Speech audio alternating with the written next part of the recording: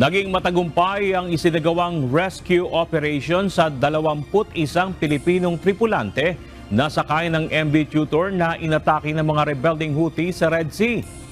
Sa punong balitaan ngayong umaga sa Quezon City, inihayag ni Department of Migrant Workers Secretary Hans Leo Cactac na nasa maayos ng kalagayan ang mga ito matapos masagip ng Combined International Forces kagabi.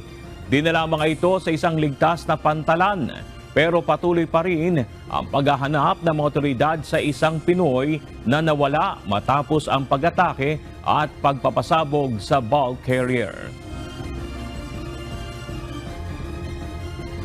As of around 10:30 to 11 p.m. last night, nagkaroon ng rescue, no?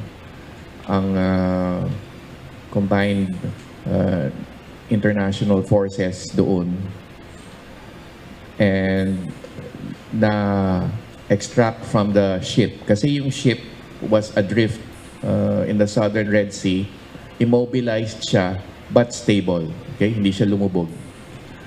So, in-extract yung 21 Filipino seafarers, and they were boarded onto a security forces ship